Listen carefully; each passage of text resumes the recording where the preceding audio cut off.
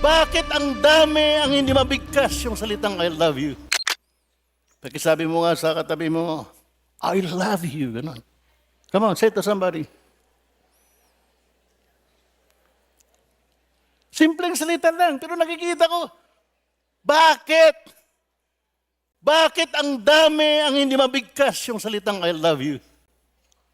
Bakit? Because every time that you say, I love you, the bitterness will come out, will get out from your heart. Will get out. Mahuwala ang animosity, ang ating galit sa ating kapwa.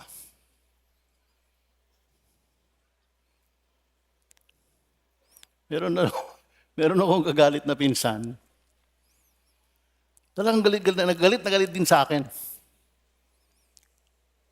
Christian din, kaya lang parang tingin nila sa atin ay makulto tayo. Nagkataon nag-meet kami.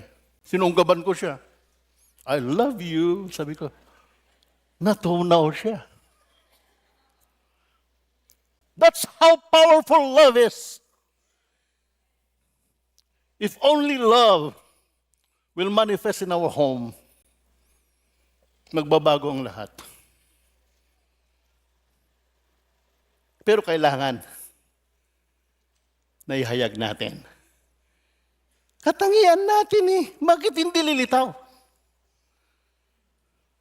Malalaman nila kung tunay na tayo po'y alagad ng Diyos.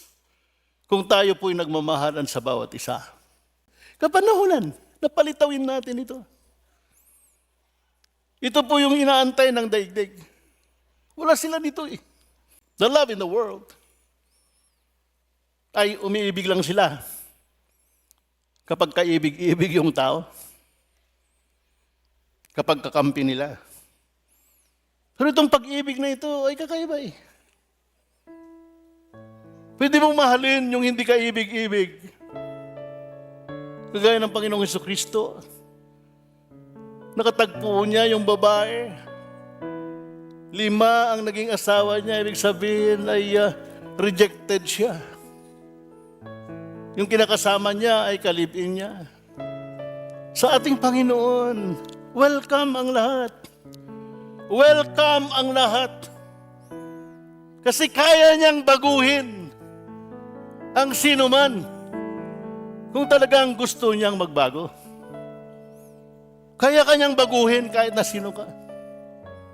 Basta papayag ka sa kanyang kaparaanan ng pagbabago.